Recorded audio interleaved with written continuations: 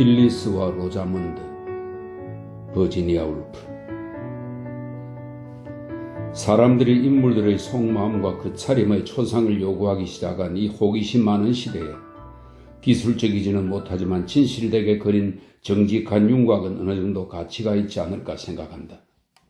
얼마 전에 누군가가 우리 모두가 하루하루 일어난 일을 자세히 기록해 놓는다면 후세 사람들이 그 기록을 글로브 극장의 수위나 1568년 3월 18일 토요일에 하이드파크의 문지기였던 사람이 남긴 일기만큼이나 귀중하게 여길 거라고 주장하는 것을 들었다.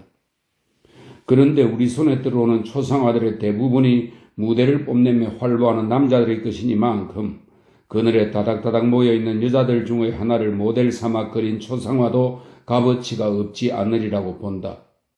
사실 역사나 전기를 공부해본 온전한 지성을 가진 사람이라면 그 그늘 속의 인물들이 옥두각시 극에서 줄을 조작하는 연출가의 손과 크게 다르지 않은 역할을 한다는 것을 잘 알 것이다.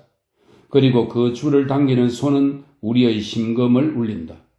물론 우리의 순진한 눈은 여러 세기 동안 그 옥두각시들이 저절로 춤을 추고 제 마음대로 걷는다고 믿어왔고, 근자에 와서 작가와 역사가들이 무대 뒤 그늘에 떼지어 모여있는 사람들의 모습을 비춰주기 시작했지만 아직 우리는 무대 위의 인물들을 조종하는 줄이 얼마나 많은지, 주인공들의 춤이 얼마나 전적으로 어둠 속에서 휘감고 젖는 손에 의해 결정되는지를 겨우 조금씩 깨닫기 시작했을 뿐이다.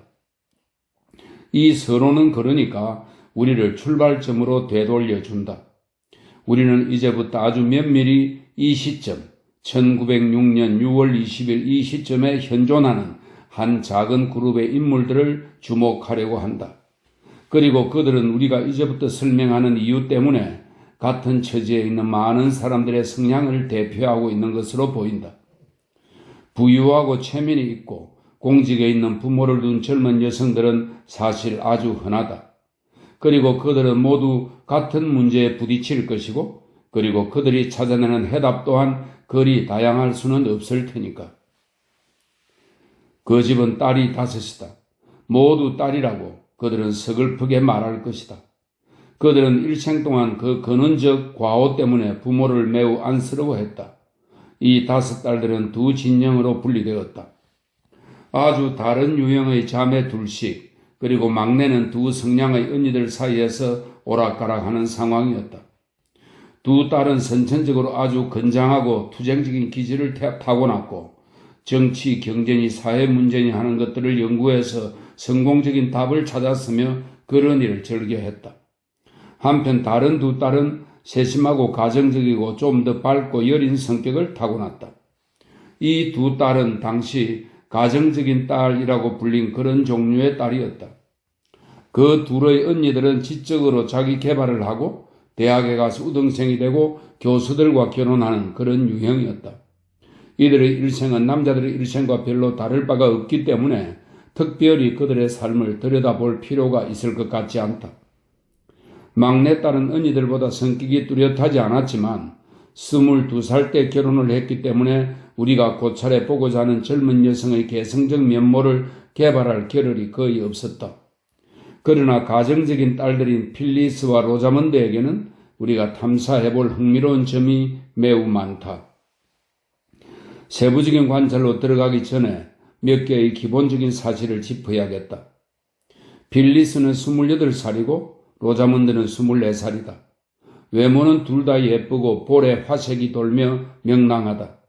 세밀하게 뜯어본다면 미모라고 할 수는 없겠지만 옷 매무새와 몸가짐이 그들을 예뻐 보이게 했다.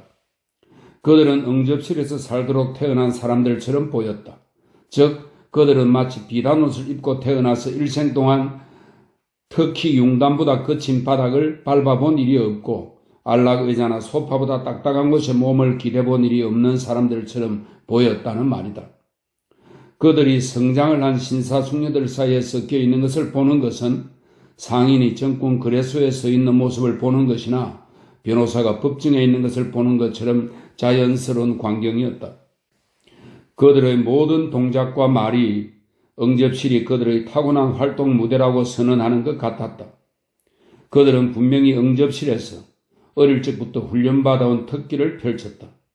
어쩌면 그들은 응접실에서 승리를 거두고 그들의 밥값을 하는 것인지도 모른다. 그러나 이 비유가 전적으로 합당하다고 우긴다면 매우 부당한 것이 될 것이다. 사실 이 비유는 합당하지 못하다.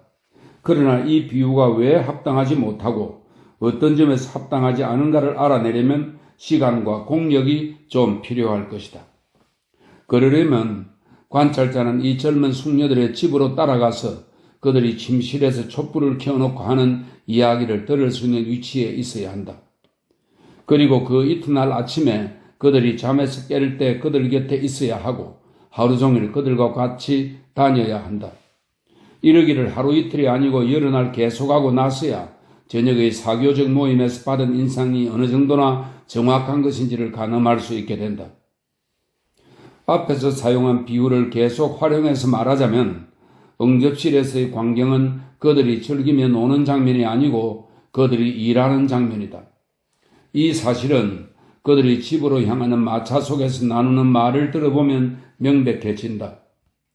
윌리엄 히버트 경의 부인은 사교장에서의 매너에 대한 엄격한 비평가다.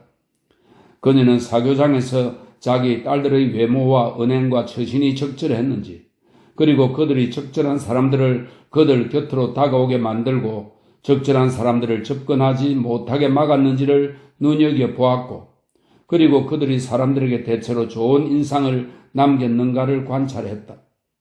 지극히 세밀하고도 다면적인 그녀의 관찰을 들어보면 사교를 주업으로 하는 그녀 같은 예술가들에게 있어서 2시간의 사교 모임은 지극히 미묘하고도 복잡한 업무라는 것을 알 수 있다. 아마도 그들이 사람들에게 어떤 인상을 주느냐에 매우 중요한 것이 걸려있는 듯하다. 어머니가 칭찬을 하건 비난을 하건 가혹한 꾸지람을 하건 딸들은 온순하게 대답했고 변명이나 항의는 전혀 하지 않았다. 마침내 이 거대하고 흉측한 저택의 꼭대기에 있는 그들이 같이 쓰는 자그마한 방에 둘이만 있게 되었을 때 그들은 기지개를 켜면서 안도의 한숨을 내쉬었다. 그들의 대화에 그리 배울 만한 내용이 있는 것은 아니다. 그 대화는 사업가들의 사업 논의와 마찬가지로 그 나라의 손익을 따져보는 이야기였다. 그리고 그들의 손익 계산은 전적으로 자기 중심적인 계산이었다. 조금 전 야회에서 그들은 책과 연극과 회화에 대해서 마치 그런 것들이 그들에게 가장 소중한 것이라는 듯이, 그런 것을 논하는 것이 파티의 유일한 효용이라는 듯이 이야기했지만, 그래도 관찰자는 그들이 교양의 가면을 벗고 솔직하게 나누는 어여쁘지 않은 대화에서 매우 진지할 뿐 아니라 결코 추하지 않은 어떤 것을 발견할 수 있을 것이다. 두 자매는 서로에게 애정이 깊었다. 둘 사이의 애정은 전혀 감상적이지 않은 일종의 비밀 결사의 형태를 띠었다. 그들은 공통된 희망과 두려움을 갖고 있었는데 그것은 매우 가식 없는 감정이었고, 비록 겉으로는 삭막해 보여도 매우 깊은 감정이었다. 그들은 서로를 속이거나 이용하는 일이 없었다. 그리고 동생의 언니를 향한 감정에는 어떤 기사도적인 요소마저 있었다. 언니가 나이가 많기 때문에 더 약하니까 언제나 더 좋은 것을 언니에게 주어야 한다고 동생은 생각했다. 그리고 언니 필리스가 동생 로자먼드의 양보를 받아들이는 고마운 심정에는 조금 서글픈 무엇이 있었다. 밤이 깊었고 두 자매는 얼굴의 혈색을 위해서 촛불을 끄고 잠을 자야 한다고 사무적으로 결정했다. 이렇게 일찌감치 잠을 잤음에도 불구하고 아침에 두 자매를 부르는 소리가 들렸을 때 그들은 조금 더 자고 싶었다. 그러나 로자문드가 뛰쳐 일어나서 필리스를 흔들어 깨웠다. 필리스, 아침 식사에 늦겠어. 이 경고가 상당히 힘있는 경고였던지 필리스는 침대에서 내려와서 조용히 옷을 입기 시작했다. 급한 동작이었지만 손을 아주 민첩하게 놀려서 정성스럽게 옷을 입었고, 아래층으로 내려가기 전에 두 자매는 서로의 맵시를 면밀히 검토했다. 그들이 식당에 들었을 때 시계가 9시를 쳤다. 아버지는 이미 식당에 와 있었고 그들이 들어서자 의무적으로 키스를 했다. 그리고 커피를 달라고 컵을 내밀었고 커피를 마시며 신문을 읽었고 그러고는 사라져버렸다. 식사는 침묵 속에서 진행되었다. 어머니는 자기 방에서 아침 식사를 했고 딸들은 아침을 먹은 뒤 어머니 방으로 가서 그날의 일과를 받아와야 했다.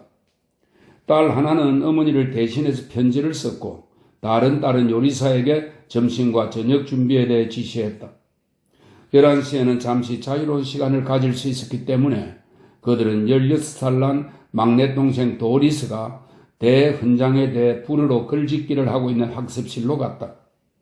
막내 동생은 방해가 된다고 불평했으나 아무도 신경 쓰지 않았다. 여기 말고는 앉아 있을 데가 없으니 여기 있을 수밖에 더 있니? 로자먼드가 말했다. 우리들 이야기에 끼어들지 않아도 돼. 필리스가 말했다.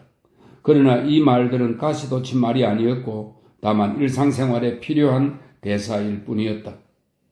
그래도 막내 동생의 공부를 방해하지 않기 위해서 필리스는 아나톨 프랑스의 저서를 하나 집어들었고 로자먼드는 윌트 페이터의 그리스 문화 연구를 펼쳤다. 그리고 잠시 조용히 책을 읽었다. 그러나 하나하나가 숨가쁘게 노크를 하고 마님께서 아가씨들을 응접실에서 보자십니다라고 전했다. 그들은 신음소리를 냈다. 로자먼드는 자기 혼자 가보겠다고 했지만 필리스는 아니라고, 그들은 둘 다 재물이라고 했다. 무슨 일을 시키려는 것일까? 궁금해하면서 그들은 시무룩하게 계단을 내려갔다. 히브트경의 부인은 그들을 조급하게 기다리고 있었다. 아, 이제야 오는구나. 어머니가 소리쳤다. 너희 아버지가 미들턴 씨와 토머스 카류 경을 점심에 초대했다고 전가를 보내왔다. 이런 성가실 때가 있니? 갑자기 그 사람들을 왜 초대했는지 점심거리도 없는데. 필리스, 너 꽃도 꽂아놓지 않았구나. 로자먼드, 너는 내 자주색 옷에 깨끗한 목가리개를 꿰매 주어야겠다. 아니, 정말 남자들은 왜 그리 집안 사정을 생각 못하는지. 딸들은 어머니가 아버지를 비난하는 말을 듣는 일에 익숙해 있었다. 그들은 대개 속으로 아버지 편을 들었지만 소리내서 말하지는 않았다. 그들은 조용히 각자 지시받은 일을 하러 갔다. 필리스는 나가서 꽃을 사고 점심 식탁에 추가할 한 가지 요리 재료를 샀다. 로자먼드는 바느질감을 들고 앉았다. 일을 마치고서 점심때까지는 옷을 갈아입을 시간도 모자랐다. 그러나 그들은 1시 30분 정각에 화색이 만면한 얼굴로 미소를 지으며 과시적으로 장식된 응접실로 들어섰다. 미들턴 씨는 히버트경의 비서였는데 약간의 지위와 장래성이 있다고 판단되어 딸들의 신랑감으로 집에 드나들게도 좋다고 히버트경 부인이 판정을 내린 청년이었다. 토머스 경은 같은 사무실에서 일하는 관리 중 한 사람으로 육중하고 통풍을 앓는 사람인데 식사 초대 손님으로는 버젓한 인물로 보이지만 개인적으로는 보잘것없는 사람이었다.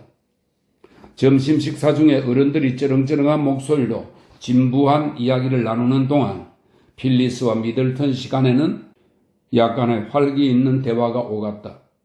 로자먼드는 언제나처럼 거기 말없이 앉아서 형부가 될지도 모르는 그 청년의 됨됨이에 대해서 예리하게 관찰하고 있었다. 그녀는 자기가 생각해낸 이론에 견주어 그가 내뱉는 한마디 한마디를 검증했다. 미들턴 씨가 언니의 몫이라는 것은 공인된 사실이어서 그녀는 그들 사이에 개입하지 않았다. 로자먼드의 생각을 읽을 수 있는 사람이라면 토머스 경이 1860년대에 인도에서 겪은 일화들을 말하는 동안 그녀가 아주 심오한 계책을 하고 있다는 것을 알았을 것이다. 그녀가 속으로 꼬마 미들턴이라고 부르는 이 남자는 과히 나쁘지 않은 신랑감이기는 했다. 그는 머리도 좋았고 효자였고 그리고 충직한 남편이 될 것이다. 그는 경제적으로도 여유가 있었고 관직에서도 출세할 것이었다. 그러나 그녀의 예리한 심리적 관찰력은 또한 그가 편협하고 그녀가 생각하는 의미의 상상력이나 지성은 전적으로 결여된 인물이어서 그녀가 알고 있는 언니의 성격으로 미루어 보아 이 효율적이고 적극적인 키 작은 사나이를 인정하기는 해도 결코 사랑할 수는 없으리라는 것을 알았다. 과연 언니가 그가 결혼을 할까? 토마스 경의 회고담이 마요 경이 살해당한 대목에 이르렀을 때 설명했습니다. 이 마요 백작은 1868년 인도 총독으로 임명되었고 1872년 안다만 제도에서 살해되었다는 설명입니다. 마요 경이 살해당한 대목에 이르렀을 때 그녀는 그 점에 대해 생각하고 있었다. 입으로는 아니 그럴 수가 하면서 토마스경의 이야기에 경악을 표하면서 눈으로는 언니에게 나는 확신이 안 서 라는 메시지를 전송하고 있었다. 만약 로자문드가 고개를 끄덕여 보였더라면 필리스는 이미 많은 여성들이 구원자들로서 청혼을 유도해낸 그 기술을 발휘하기 시작했을 것이다. 그러나 로자문드는 아직 확신을 가질 만한 근거를 찾지 못했다. 그녀의 눈은 다만 그를 아직 떼버리지는 마라는 메시지를 보내고 있었다. 아버지와 손님들은 점심 식사 후 곧 떠났고 히버트경 부인은 침대에 누워 쉬려고 응접실에서 나갈 채비를 했다. 그러나 나가기 전에 그녀는 필리스를 불러 세웠다. 그래 얘 점심 잘 먹었니? 미들턴 씨가 상냥하게 굴든?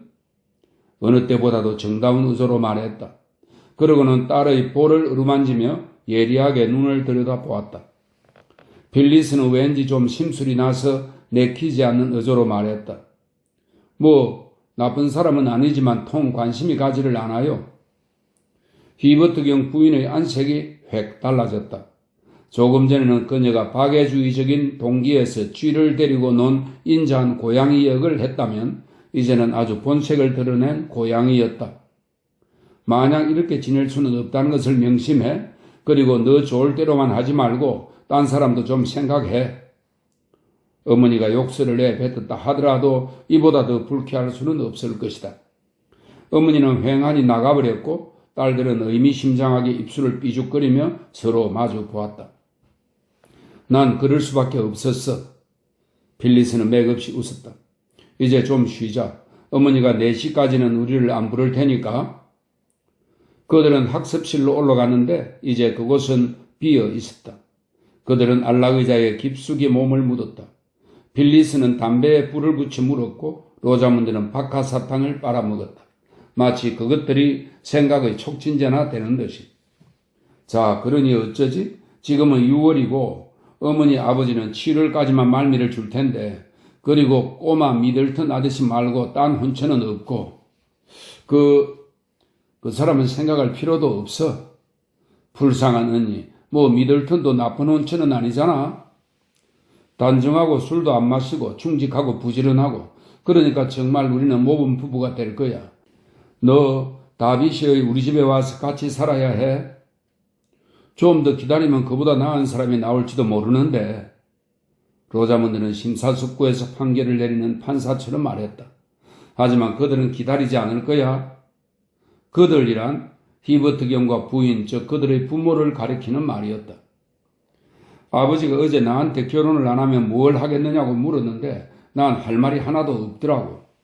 없지. 결혼하도록 교육받았을 뿐인데. 넌 무언가 나은 일을 할 수도 있었잖아. 나는 머리가 나빠서 하려고 해봤자 아무 소용도 없었겠지만 난 결혼이 최상이라고 생각해. 정말 자기가 원하는 사람하고 결혼할 수만 있다면. 그래. 달갑지도 않은 사람하고 결혼한다는 것은 고약해. 그렇지만 현실은 피할 수 없잖아. 미들턴 아저씨가 오늘의 현실이야.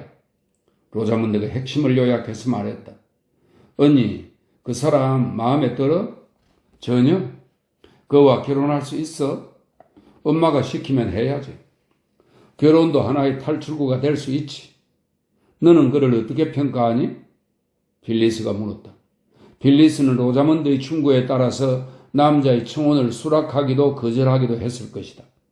아주 예리하고 유능한 두뇌를 가진 로자문드는 인간성을 관찰하는 것 밖에는 자신의 지성을 단련할 방편이 없었기 때문에 사람을 꿰뚫어 보는데 능했고 그 관찰은 사심 없는 것이었기 때문에 그녀의 판단은 신뢰할 만했다. 그는 아주 괜찮은 사람이야. 도덕성도 우수하고 지능도 괜찮고 출세도 할 거고 상상력이나 낭만 같은 것은 손끝만큼도 없지만 언니에게 부당하게 하지는 않을 거야. 다시 말하면 아주 모범 부부가 될 거라는 말이지. 어머니 아버지 같이. 지금 생각해야 하는 것은 다음 구원자가 나타날 때까지 1년 이상 더 이 노예 생활을 할 가치가 있느냐는 거지. 그리고 다음 나타날 구원자는 과연 누구일까? 심프슨, 로저스, 레스트. 동생이 한 사람씩 거명할 때마다 필리스는 얼굴을 찡그렸다. 결론은 괜찮은 사람이 나타날 때까지 기다리면서 그동안 체면을 유지하는 거야.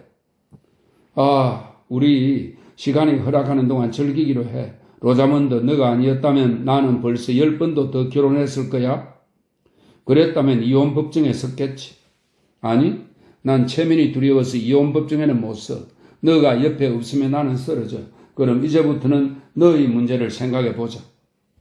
내 문제는 미뤄둬도 돼. 로자몬드는 단호하게 말했다. 그리고 그 두 젊은 여성은 친구들의 일을 논의하기 시작했다. 그들의 분석은 예리했지만 악의는 없었고 동정적이었다. 어쨌든 그들의 대화에서 두 가지 점은 특히 알만했다. 첫째, 그들이 지성을 지극히 경외했고 그래서 어떤 사람을 평가할 때 지성에 제일 큰 비중을 두었다는 것.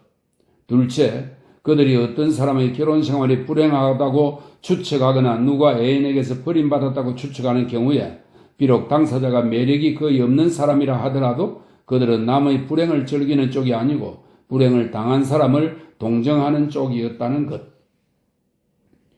4시가 되자 그들은 어머니 히버트경 부인과 함께 사교적인 방문을 나갔다. 이 방문은 아주 엄숙하게 마차를 달려 그들이 저녁 초대를 받았던 집들과 초대받기를 바라는 집들을 하나씩 방문해서 하인의 손에 그들의 명함을 쥐어주는 절차로 진행되었다. 어떤 집에서는 안으로 들어가서 차를 마시면서 정확히 15분간 날씨에 대해 이야기했다. 그들은 하이드파크를 천천히 가로질러서 그 시간에 아킬레스의 동상을 돌아 나가는 밝은색 마차의 대길에 끼었다. 히버트경 부인은 영구불변의 미소를 얼굴에 고정시키고 있었다. 6시에 집으로 돌아와 보니 히버트경이 이미 귀가해서 좀 나이 지긋한 친척 한 사람과 그의 부인에게 차를 대접하고 있었다.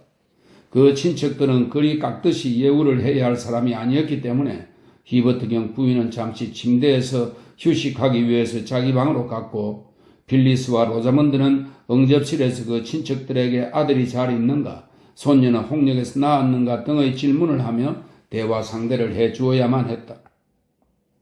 우리 8시에 만찬 장소로 출발해야 하는 거 잊지 말아요. 히버트경 부인은 방을 나가기 전에 남편에게 말했다. 빌리스는 부모와 함께 만찬에 참석했다. 그 만찬은 저명한 판사가 베푸는 것이었고 그녀는 어느 점잖은 K씨의 말 상대가 되어야만 했다. 이 K씨는 중급 훈작사라는 일종의 훈장을 받은 사람을 말합니다. K씨의 말 상대가 되어야 했다. 그는 그녀의 신랑감이 아니었기 때문에 그녀는 어머니의 주의를 받지 않았고 그래서 여성적 매력을 풍기려는 노력을 하지 않아도 되었다. 빌리스는 개인적인 이야기가 아닌 주제를 갖고 나이 지긋한 지성인과 대화를 하는 것이 한 모금의 맑은 냉수처럼 신선하다고 느꼈다. 그는 이론을 도출하려고 노력하지 않고 그녀에게 사실들만을 말해주었고 그녀는 이 세상에 그녀의 생과 무관한 확실한 실체를 가진 일들이 많다는 것을 실감하고 기뻤다. 그 집을 떠날 때 그녀는 어머니에게 트리스트람네 집에서 로자몬드를 만나기로 했다고 말했다. 히버트경 부인은 입 가장자리를 말아 올리며 어깨를 으쓱해 보이고는 그러렴 하고 말했다. 그녀는 적당한 이유가 있다면 못 가게 하고 싶은 것 같았으나 남편이 기다리고 있었으므로 그냥 인상만 한번 썼을 뿐이다.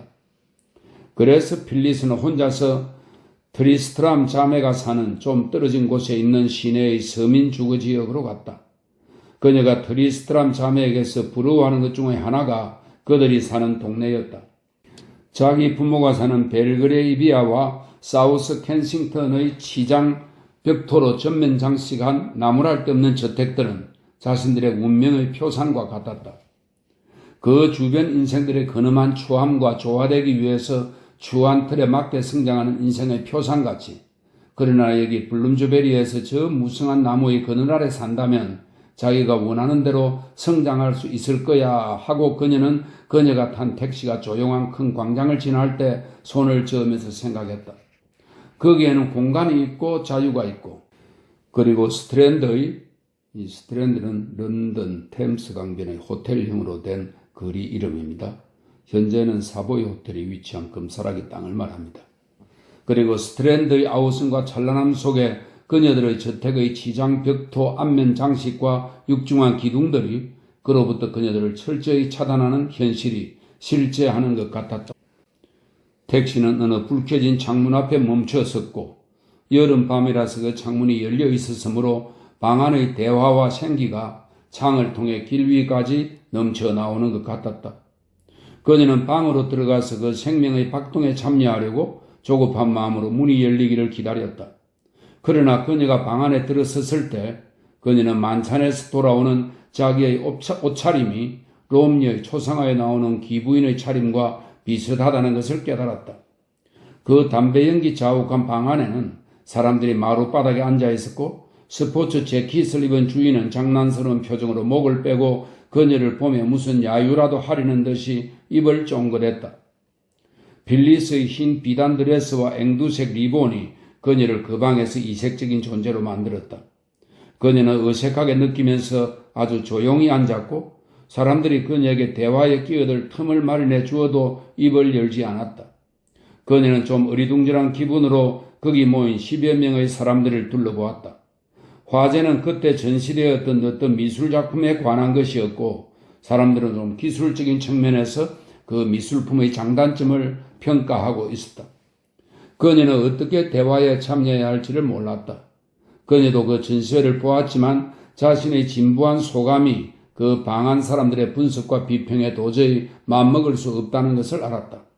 그리고 그 방에서는 그녀의 여성적인 우아함이 지성의 모자람을 커버해 줄 수 없다는 것도 알았다. 토론은 진지하고 열대였고 토론자들은 어느 누구도 비논리적인 덫에 걸려 넘어지기를 원하지 않았으므로 시간은 빨리 지나갔다.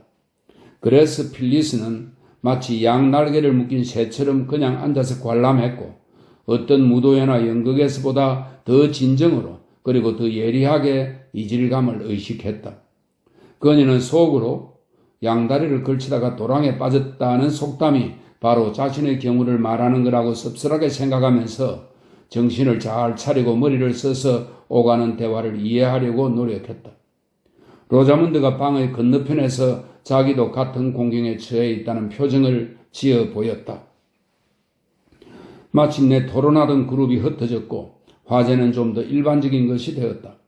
그러나 아무도 전의 화제가 논쟁적이었던 것에 대해서 사과를 하지 않았고 이제 화제가 좀 더 일반적인 것이 되었지만 비록 사소한 주제에 대해 대화할 때도 그들은 평범한 것에는 경멸적이었고 아무 거리낌 없이 그것을 표현했다. 그러나 대화는 재미있었고 로자문드는 화제의 대상이 된 어떤 인물을 논하는데 상당히 적절한 고찰을 했다. 그러나 그녀는 자신의 가장 예리한 통찰도 더 깊은 탐색을 위한 출발점이 될 뿐이고 결론으로 받아들이지 않는다는 것을 발견하고 놀라웠다. 뿐만 아니라 히버트가의 역량들은 그들의 교육이 얼마나 그들의 머리를 굳어지게 했나를 발견하고 놀랍고 조금 낙담했다. 빌리스는 드리스트람 자매가 기독교를 야유한 가벼운 농담을 하고 마치 종교라는 것이 사소한 문제인 것처럼 재미있한 것을 본능적으로 비난하고 나서 다음 순간 자신의 뺨이라도 때리고 싶었다.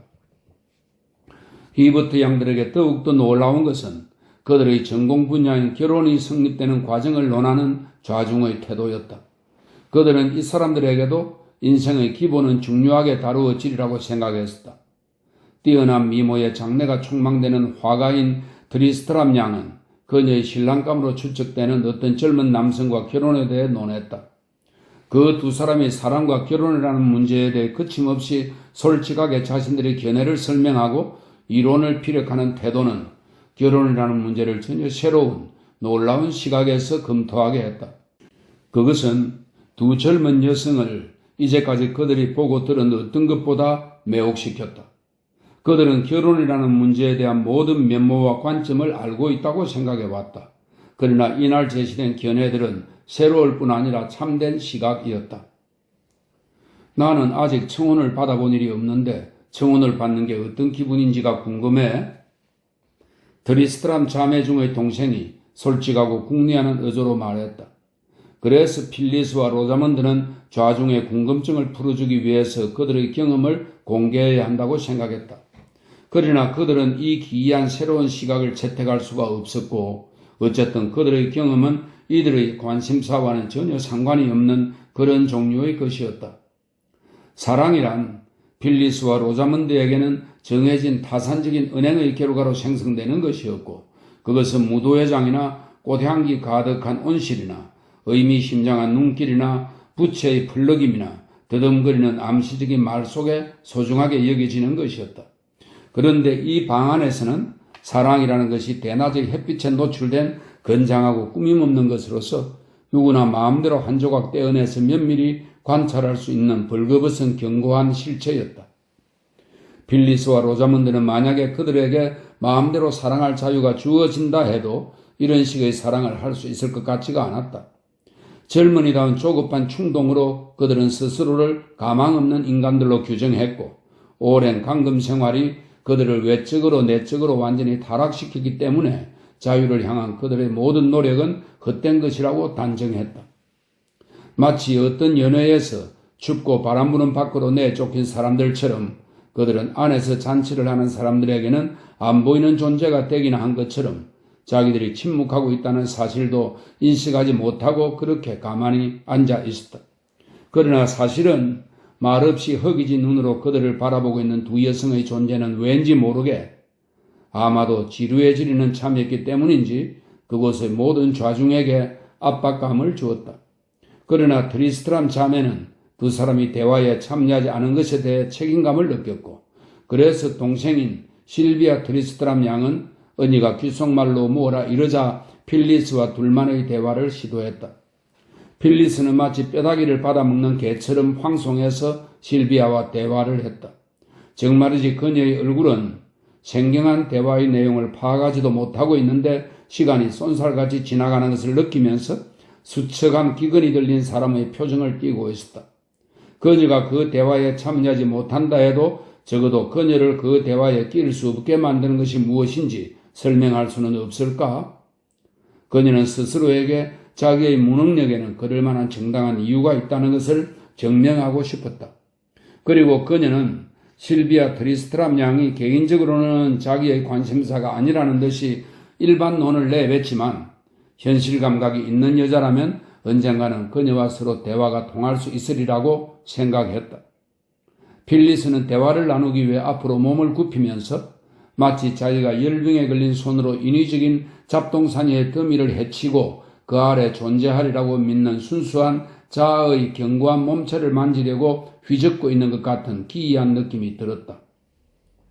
아, 트리스트람 양, 당신들은 어찌나 모두 명석한지 나는 겁이 나네요.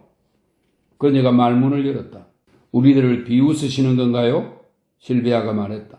제가 비웃다니요. 제가 얼마나 바보같이 느끼고 있는지 모르시겠어요? 실비아는 그 사실을 보기 시작했고 그것은 그녀의 흥미를 유발했다. 당신들의 사는 방식은 정말 경이적이에요. 저와 동생에게는 신기할 정도로요. 작가 지망생이었고 자신의 모습이 신기한 거울에 비치는 것을 보고 또 이질적인 사람들을 자신의 거울에 비추어 주는 것에 작가다운 즐거움을 느꼈던 실비아는 정열적으로 그 작업에 착수했다. 그녀는 히브트 자매들을 인간으로 생각해 본 일이 아직 없었고 그들을 숙녀들로 불러왔다. 하지만 그 때문에 이제 반은 진정한 호기심에서 반은 허영심에서 자기의 실수를 시정할 적극적인 자세가 되었다. 뭘 하세요? 실비아는 즉각 시정 작업에 들어가기 위해서 물었다. 뭘 하시는 거냐고요? 필리스는 되물었다. 저녁 상차림을 감독하고 꽃을 꽂고 하지요. 아, 네. 직업은 뭔데요? 실비아는 사소한 말에 밀리지 않을 작정으로 물었다. 그게 제 직업이에요. 아니라면 좋겠는데. 트리스트람 양, 정말이지 당신은 대개의 젊은 여성들이 노예라는 사실을 기억하셔야 돼요.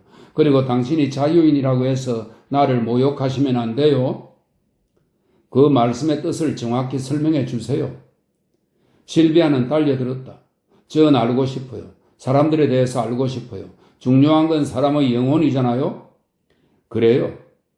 실비아는 대화가 이론으로 흐르지 않게 하고 싶어서 대답했다. 그렇지만 나와 내 동생의 생활은 너무 단순하고 평범해요. 우리 같은 사람들을 여럿 아실 텐데. 저는 당신들의 야외 복차림을 알아요. 그리고 당신들이 성장하고 행렬을 이루어 지나가는 것을 보아요. 그러나 아직 당신들의 육성을 들어본 일이 없어요. 당신들은 속속들이 견고한가요? 실비아는 자신의 이런 의조가 빌리스에게 거슬릴 거라는 생각이 들었다. 그래서 의조를 바꾸었다. 아마 우리는 속으로는 공통점이 많을 거예요. 그런데 외양은 왜 이렇게 다르죠? 아니에요. 속으로도 우린 공통점이 없어요. 빌리스는 쓰라린 심정으로 말했다.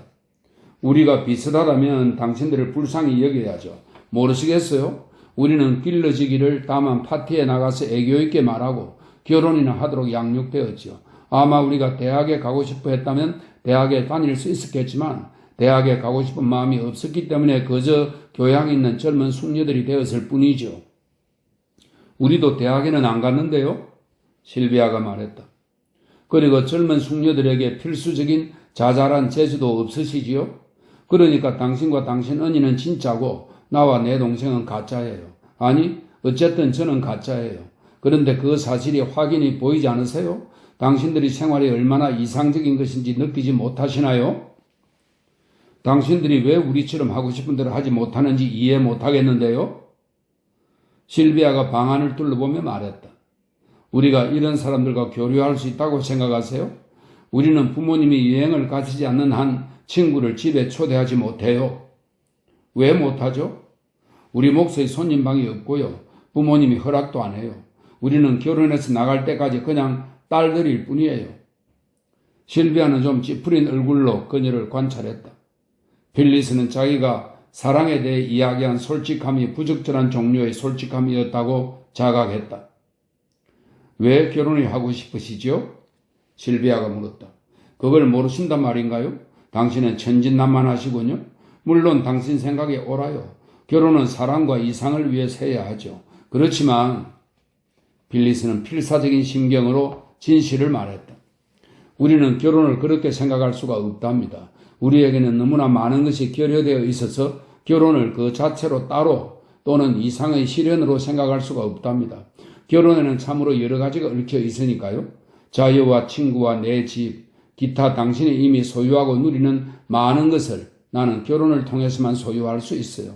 그런 결혼이 끔찍하고 타산적으로 보이나요? 끔찍하게 보이지만 타산적이라고 보지는 않아요. 내가 당신 같으면 글을 쓸 텐데. 드리스트람 양, 또 모르는 말씀을 하시네요. 빌리스는 희극적인 절망감에서 외쳤다. 글을 쓰려면 두뇌가 있어야 하잖아요. 그리고 우리는 두뇌를 타고나서도 그것을 사용할 수가 없었을 거예요. 다행히도 자비하신 하나님이 우리를 우리 처지에 맞게 만들어 주셨지요. 로자문드는 무언가 할 수도 있었을 텐데 이제는 너무 늙었어요. 아니, 그런 절망의 구덩이에 빠져 있다니요? 나 같으면 불을 지르거나 권총 자살을 하거나 창문에서 뛰어내리거나 무슨 수단이라도 썼을 거예요. 정말이요? 빌리스는 좀 조소하는 의조로 말했다. 당신들이 우리 처지에 놓였다면 그랬을 수도 있죠. 그러나 당신들은 우리 처지에 떨어지지 않았을 거예요. 빌리스는 조금 더 쾌활하고 냉소적인 의조로 말했다. 그럴 수가 없지요. 이건 우리가 빠진 운명이고 우리가 능력껏 벗어나야 하는 운명이에요. 나는 다만 당신이 우리가 어째서 여기 와서 아무 말도 못하고 앉아있을 수밖에 없는가를 알아주셨으면 하는 것뿐이에요. 모르시겠어요?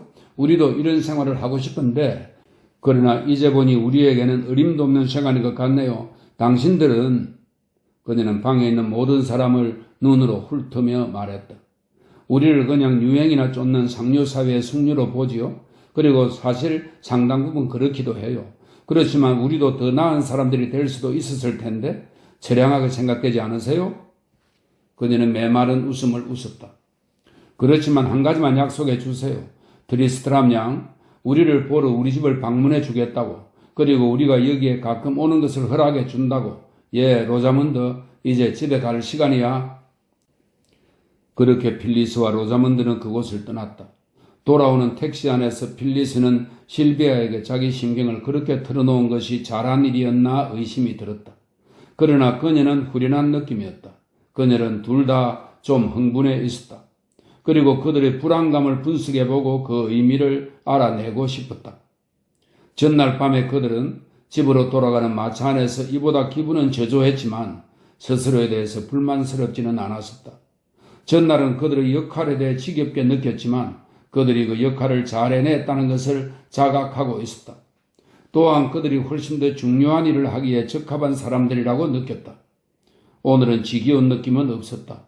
그러나 그들은 기회가 왔을 때 훌륭하게 능력을 발휘했다고 느끼지 못했다. 그들이 침실에서 나눈 대화는 좀 의기소침했다. 자기의 실존을 꿰뚫어보는 과정에서 필리스는 그 잘 호위된 곳으로 찬바람이 뚫고 들어오게 했던 것이다. 내가 정말 원하는 것은 무엇인가? 그녀는 스스로에게 질문했다. 나는 무슨 역할에 적합한가? 나는 두 세계를 다 비판하면서 그 둘 중에 어느 것도 내가 원하는 것을 주지 못한다고 느끼고 있지 않은가? 그녀는 너무나 우울했기 때문에 동생에게도 사실을 말하지 못했다. 그리고 그녀의 발작적인 정직함은 누구에게 마음을 털어놓는 것조차 아무 소용이 없다는 느낌을 주었다. 무언가 할 수 있다면 스스로 하는 수밖에 없었다. 그날 밤 그녀의 마지막 생각은 히버트경 부인이 그녀에게 그 이튿날 일거리를 잔뜩 지어놓은 것이 오히려 다행스럽다는 것이었다. 적어도 그녀는 생각할 필요가 없을 것이고 강에서 보트놀이를 하는 파티는 유쾌한 것이니까.